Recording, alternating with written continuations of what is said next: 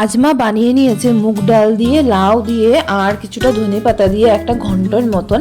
মানে এটা দেখতে প্রায় কিছুটা শুক্তোর মতন, খেতে কিন্তু খুবই স্বাদ হয়। মানে এর ভিডিওটা চলো দেখাই তোমাদেরকে কিভাবে মা বানিয়েছে। লাউগুলোকে প্রথমে কেটে নিচ্ছে, লাউয়ের খোসা, এই লাউগুলো যেগুলো পানি লাউ বলে, এগুলোকে খোসা ছাড়িয়ে একে মা কাটবে।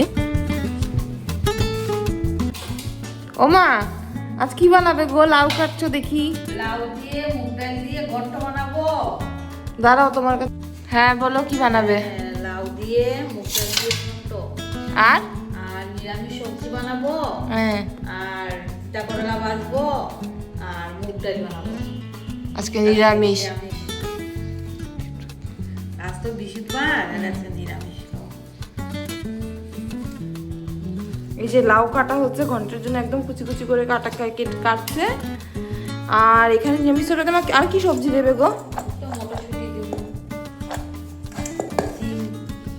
মটরশুঁটি, শিম, আলু, গাজর ইত্যাদি যা যা সবজি আছে ঠান্ডার, এগুলো সব দিয়ে কাটা বানানো হবে।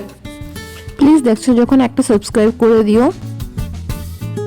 লাউগুলোকে একটু ভালো করে কুচি কুচি করে কেটে নিতে হবে, তাহলে তাড়াতাড়ি করে সিদ্ধ হয়ে যাবে। আর একদম মানে সিদ্ধ একদম গলে যেতে হবে, তাহলে কিন্তু এটা খেতে খুব স্বাদ হয়। আর যতটা কচি লাউ হবে ততটাই বেশি স্বাদ।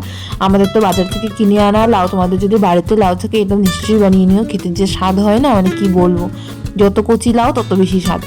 প্রথমে এই কেটে নিয়েছে, কেটে কুটে নিয়ে তারপর মা এখানে ডালকে ভাজা বসিয়েছে। ডালগুলোকে সামান্য ভাজা করে নিয়েছে, মানে গরম কড়াইতে, মানে কড়াইটা গরম করে একটু নাড়াচাড়া করে নিতে হবে, এতে করে ডালের গন্ধটা চলে যাবে। এই যে লাউয়ের জন্য যেটুকু ডাল দরকার সেটুকু দিয়ে দিল,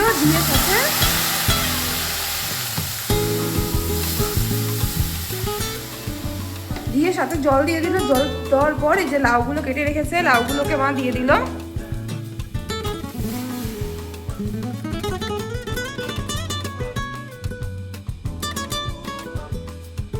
এগুলোকে একটু ঢেকে রান্না করতে হবে কিছু সময় জুড়ে। ঢেকে দিলে তাড়াতাড়ি করে বয়েল হয়ে যাবে, সবকিছু নরম হয়ে যাবে একদম।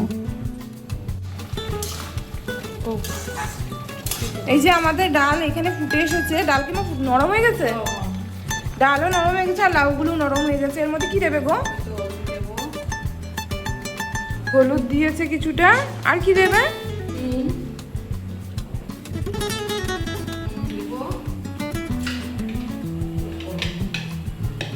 আজকে এত বড় ডিব্বা যে নিরামিষের কৌটোতে নামানো হয়নি, তাই এরকম ভাবে জিরা ধনের গুঁড়ো দিয়েছে, একসাথে জিরা ধনের গুঁড়ো মিশানো।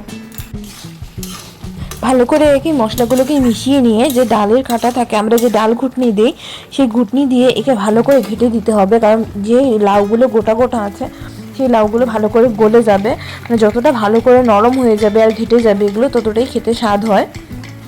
তা মাকে দেখছি আমি কড়াইয়ের উপরে, চুলোর উপরে বসিয়ে সেই কড়াইয়ের মধ্যে ওরকম করে নিচ্ছে। আমার তো মাকে দেখলে ভয় করে, কোন সময় না কড়াইটা উল্টে পড়ে, মানে সাংঘাতিকভাবে মা এই কাজটা করে।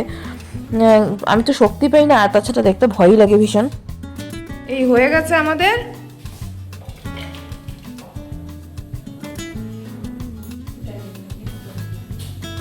পড়বে গো এবার? ও আমি ভাবলাম এ হয়ে গেছে, এ হয়নি, তার মানে একে সম্বার দেওয়া হবে। তো এই যে ওই কড়ার মধ্যেই মা দিয়ে দিয়েছে তেল, আর এর মধ্যে শুকনো মরিচ কয়টা, যে কড়াইতে মা সেদ্ধ করেছিল তাতেই ফোড়ন দিচ্ছে, তাই জন্য পাঁচটা পুড়ে গেছে। দেখো কেমন। এই যে মরিচটা ভাজা হতে পাঁচ ফোড়ন দিয়ে দিল। পাঁচ ফোড়ন দিয়ে তারপর কি করবে?